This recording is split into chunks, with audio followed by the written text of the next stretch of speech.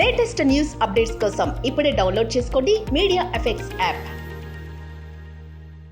తక్కువ బడ్జెట్తో గుర్తింపు తప్ప ఇమేజ్ లేని ఆర్టిస్టులతో చిత్రాలు తీస్తున్న నిర్మాతల పరిస్థితి చూస్తే ఇదే గుర్తొస్తుంది. ముఖ్యంగా ఫిబ్రవరి నెల దీన్ని పదే పదే రుజువు చేసింది. ప్రారంభంలో వచ్చిన అంబాజీపేట మ్యారేజ్ బ్యాండ్కు రివ్యూలు పాజిటివ్గానే వచ్చాయి. పబ్లిక్ టాక్ డీసెంట్గానే వినిపించింది. అయినా సరే భారీ వసూలుగా మార్చుకోలేకపోయింది.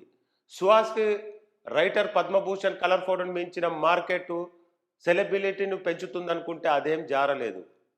బిగ్ బాస్కి ఆదరించారు కదా, థియేటర్కు రండయా అంటూ సోహెల్ నెత్తి నోరు బాదుకున్న బూట్ కట్ బాలరాజు మీద ఆడియన్స్ కనీసం జాలి చూపించలేదు. కంటెంట్ తేడా ఉండడం వేరే సంగతి, కనీసం ఓపెనింగ్స్ రావాలి కదా. తాజాగా వచ్చిన వాటిలో సుందర మాస్టర్ అంచనాలు అందుకోలేనట్టు కనిపిస్తుంది. నిర్మాతలు 4 కోట్ల పైగా గ్రాస్ వచ్చిందని చెబుతున్నారు, కానీ వాస్తవాలు ట్రేడ్కే ఎరుక. ఇది నయం, అభినవ్ గోమటం మస్తు షేర్స్ ఉన్నాయిరా. దీపక్, సరోజ్, సిద్ధార్థ రాయలకు స్పందన కరువైంది. చాలా చోట్ల థియేటర్లో కనీసం జనం లేక వెలవెలబోతున్నాయి. ఇక్కడ ప్రస్తావించినవి కాస్తంత జనం మైండ్లో గుర్తున్న సినిమాలే. అసలు వచ్చాయో లేదో ఎవరికి తెలియనంత వేగంగా వచ్చి వెళ్ళినవి ఇంకో 10కి పైగా ఉన్నాయి. అడావుడి చేసిన డబ్బింగ్ సినిమాలు ట్రూ లవరు, బ్రహ్మయుగంలో ఇక్కడ సోసోగానే ఆడాయి.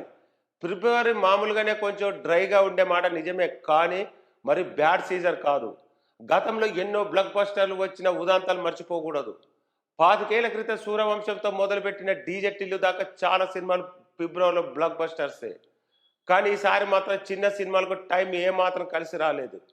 మరి చిన్న సినిమాగా చెప్పలేము, కానీ ఒక ఊరు పేరు భైరవకోన మాత్రం బయ్యర్లకు ఊరట కలిగించింది. టీం అఫీషియల్గా చెప్పిన ప్రకారం 25 కోట్ల పైగా గ్రాస్ వచ్చింది.